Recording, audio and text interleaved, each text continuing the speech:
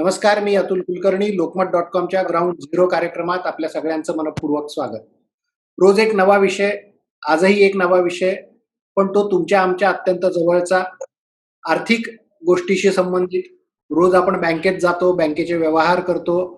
आपण कष्टाने कमवलेले पैसे घरात ठेवत नाही, बँकेत ठेवतो. कोणी फिक्स्ड डिपॉझिट म्हणून ठेवतं आणि एके दिवशी सकाळी पेपरमधून कळतं की ती अमुक बँक बुडाली, अमुक बँकला कुलूप लागलं आणि मग आपली सगळी आयुष्यभराची कमाई धोक्यात येते.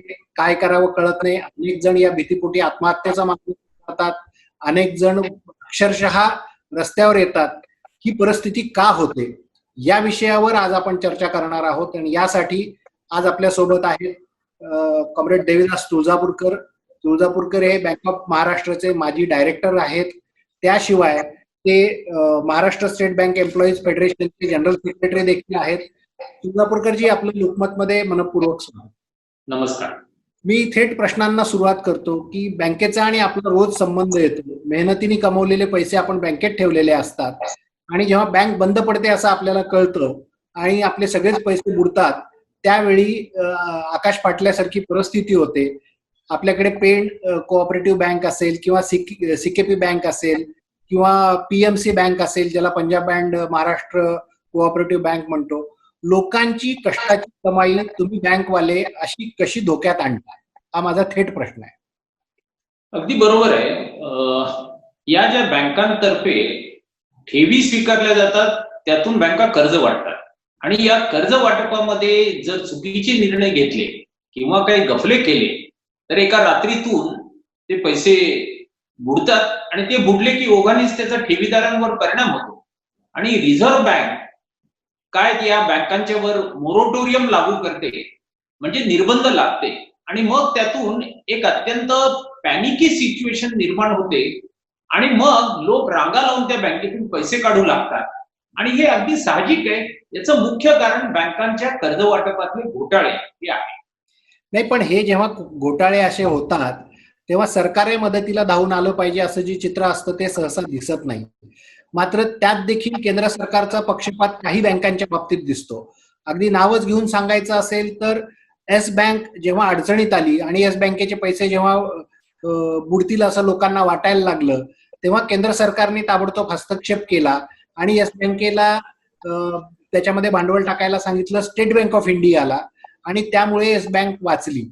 ही भूमिका जी येस बँकेच्या बाबतीत केंद्र सरकारने घेतली, ती पेड बँक असेल किंवा पीएमसी बँक असेल किंवा सीकेपी बँक असेल, यांच्या बाबत मात्र रिझर्व्ह बँकही काही बोलत नाही, यांच्या बाबत केंद्र सरकारही काही बोलत नाही. हा पक्षपात का होतो असा? मग ही सरकारच्या धोरणातली विसंगती आहे. खरं म्हणजे येस बँक जर स्टेट बँक ऑफ इंडिया वाचवू शकते तर मग पीएमसी बँकेला का वाचवलं जाणार नाही?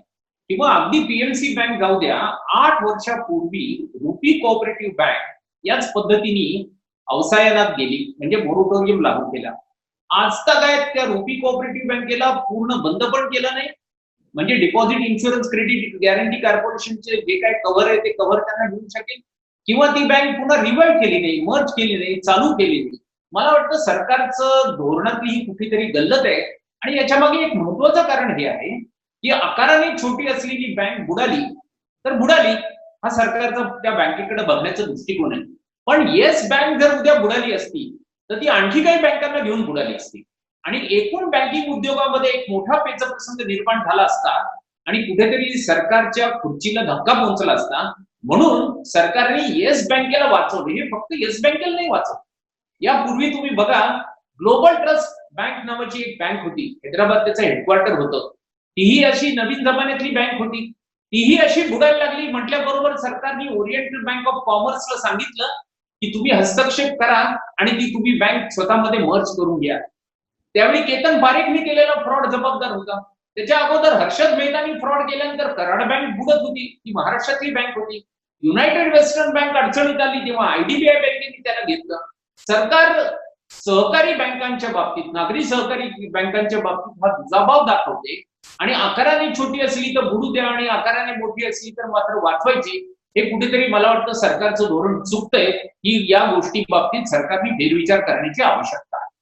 तुळजापूरकरजी, आपण जे म्हणालात की येस बँकेला सरकारने वाचवलं नाही तर मोठे स्टेक्स त्यात होते, मी सरळ विचारतो की नेमकं काय होतं त्यात, ज्याच्यामुळे केंद्र सरकारला येस बँक वाचवावी वाटली आणि सीसीबी बँक किंवा पेंड बँक किंवा पीएमसी बँक वाचवावी नाही वाटली.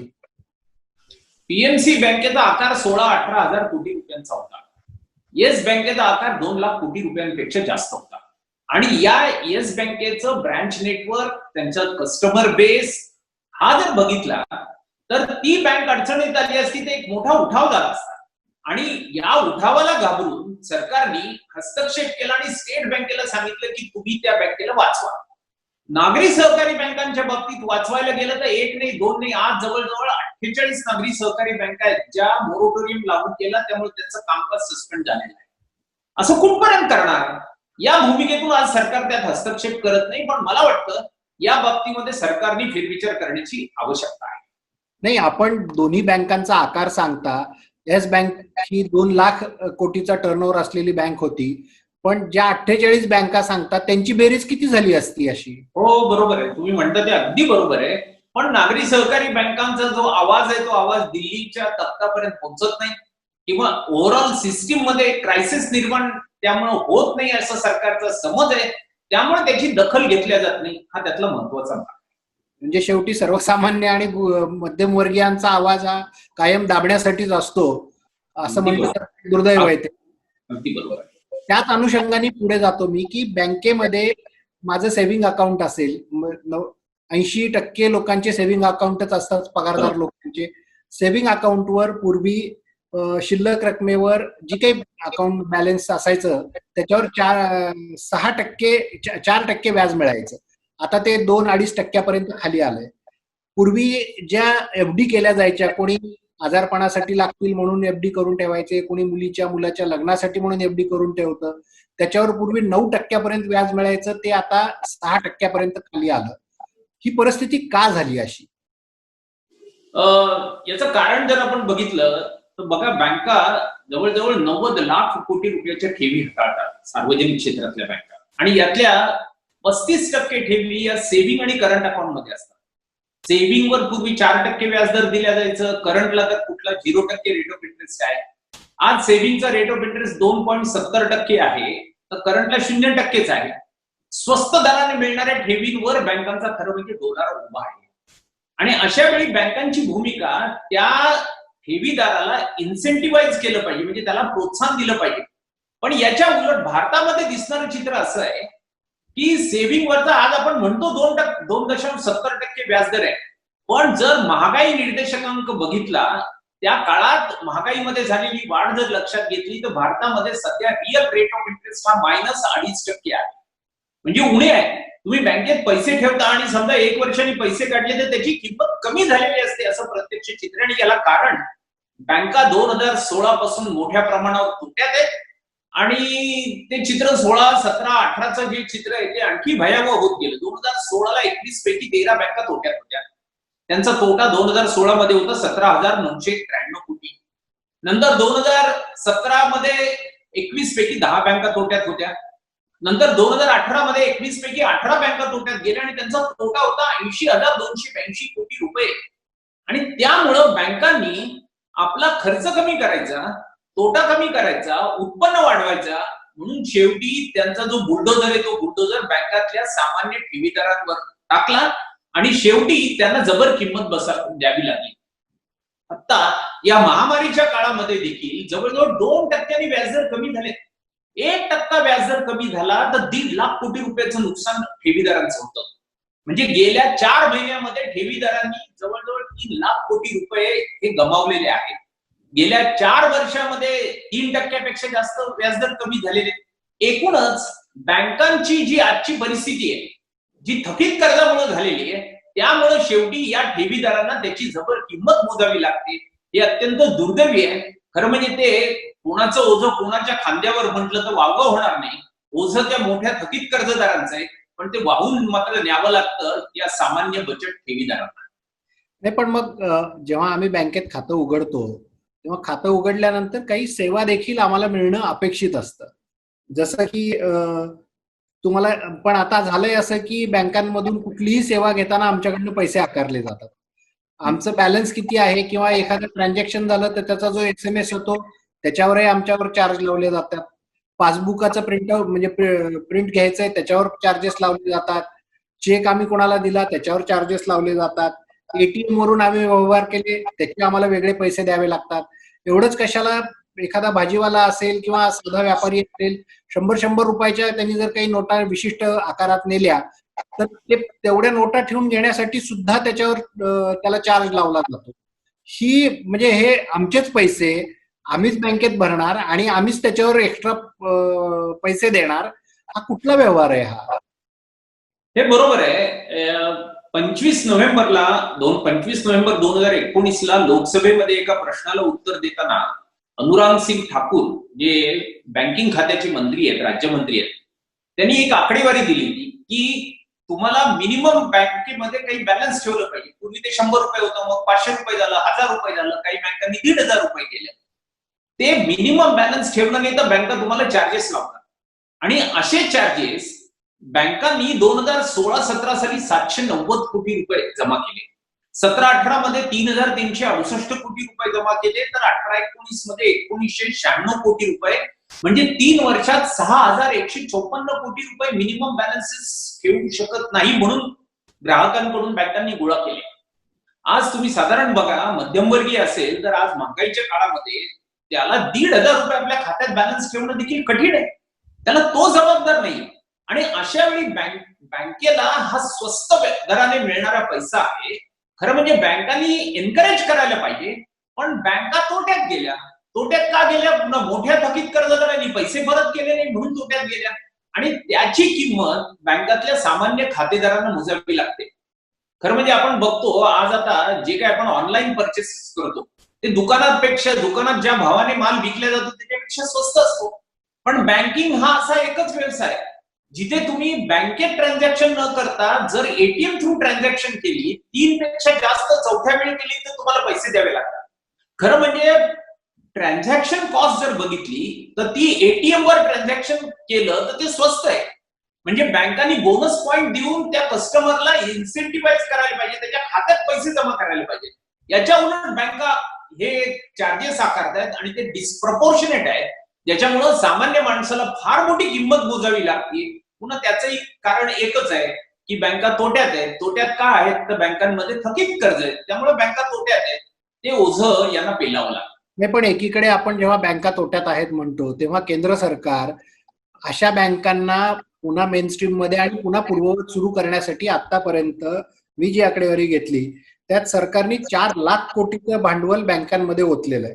मग तरी देखील एवढा तोटा येतो कुठून? आणि मग हे जे 4 लाख कोटी रुपये सरकार देतं, केंद्र सरकार, हा पैसा येतो कुठून केंद्राकडे 4 लाख कोटीचा?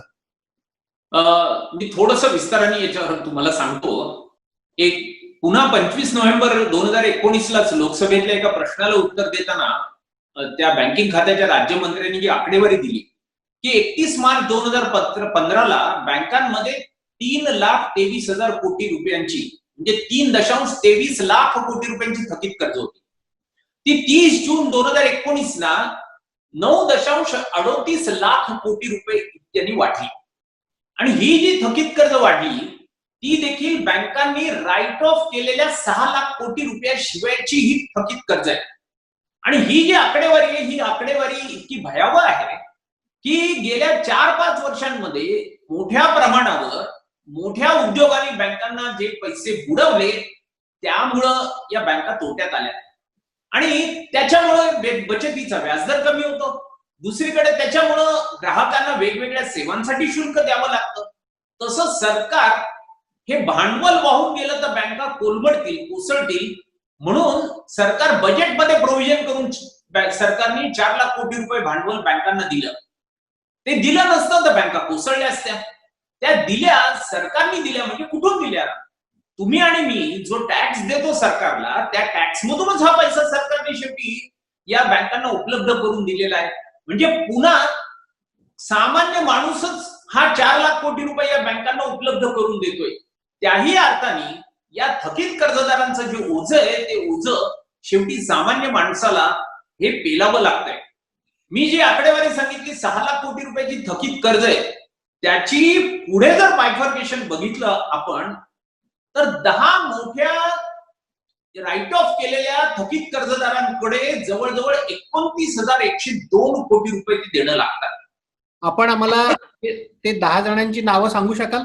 हो, एक गीतांजली जेम्स आहे 5,492 कोटी, रिया ॲग्रो 4,314 कोटी, विन्सन डायमंड 2,850 कोटी, किंगफिशर 1,943 कोटी, झूम डेव्हलपर पुन्हा 2,012 कोटी, रुची सोया 2,216 कोटी, एकूण 10 खात्यातच 29,172 कोटी रुपये.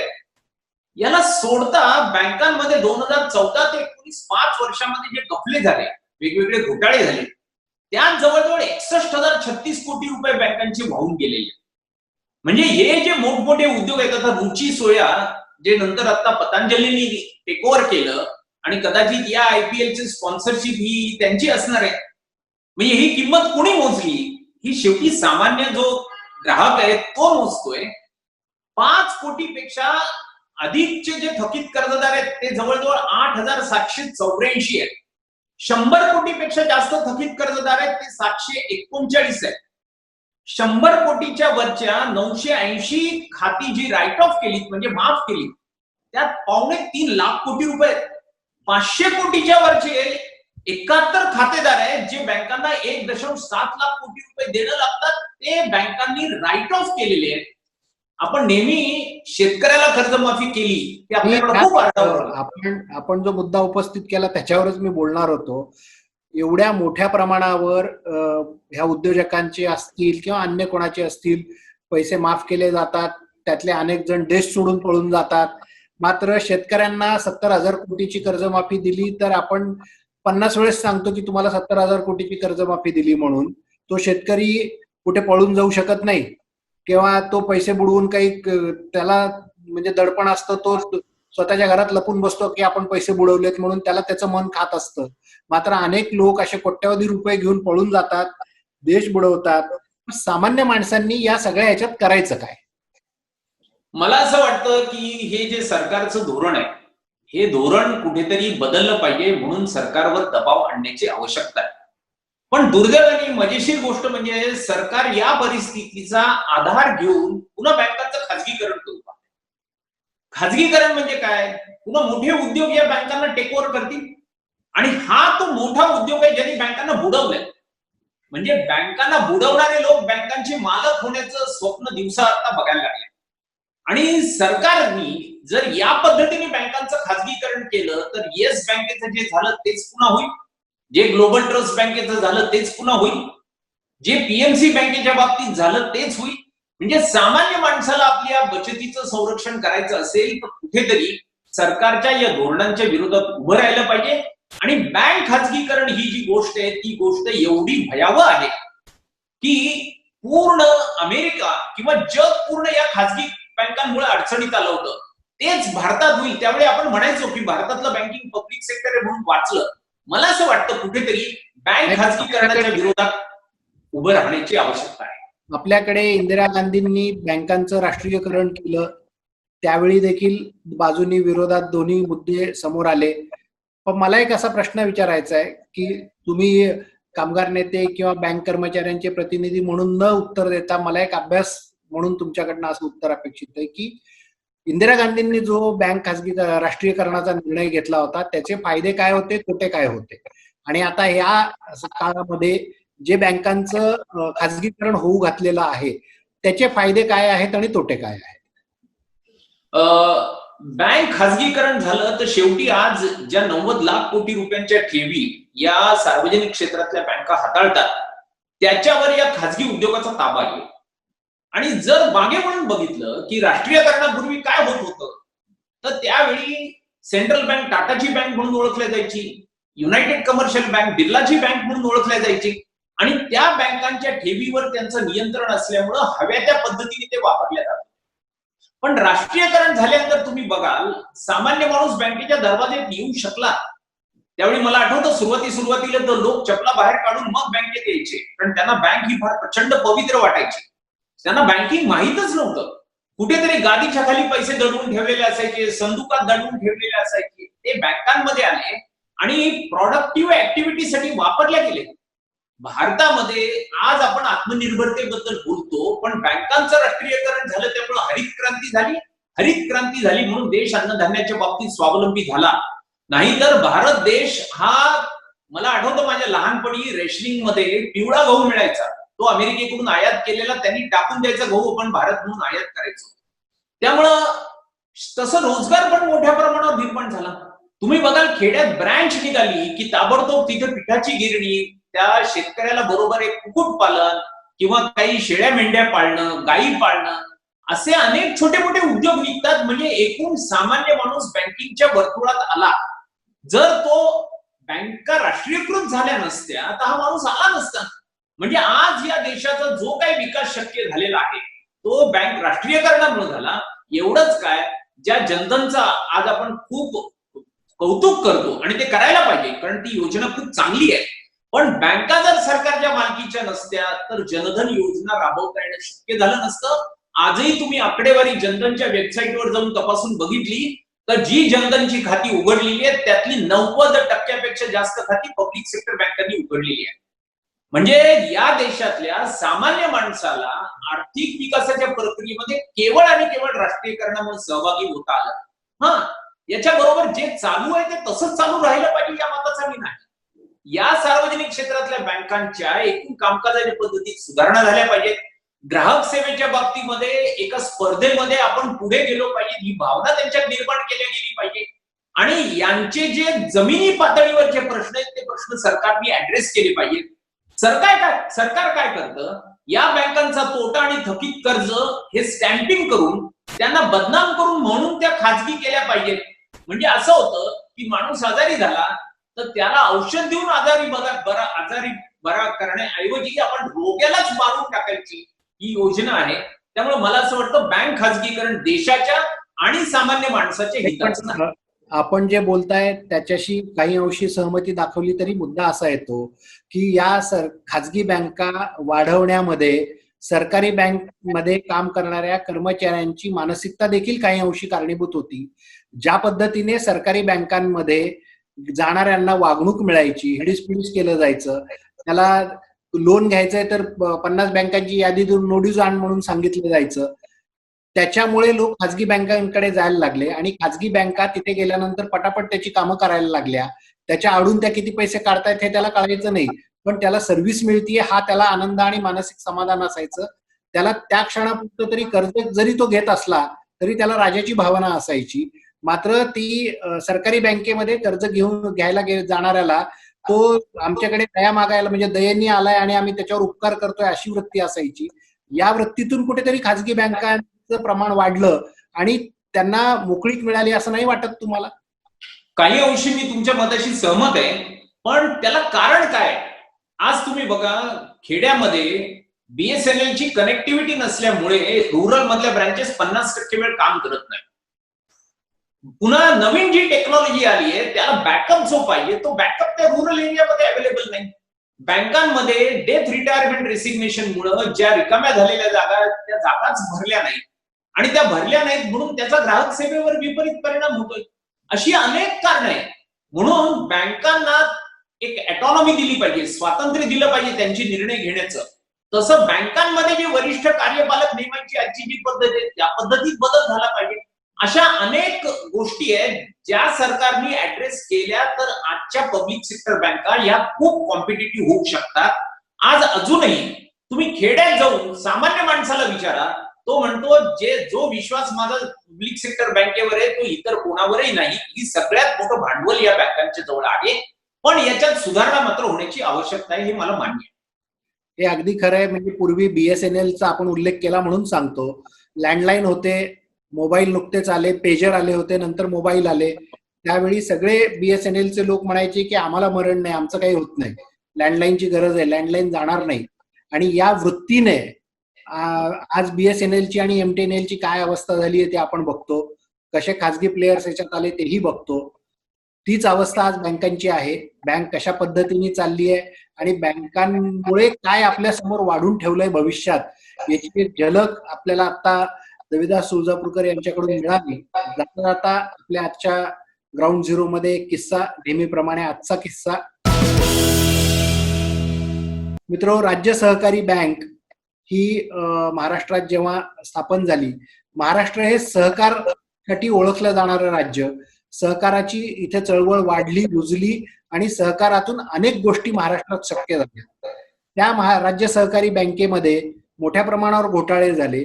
ते घोटाळे त्यावेळी लोकमत मधून मी उघडकीस आणले.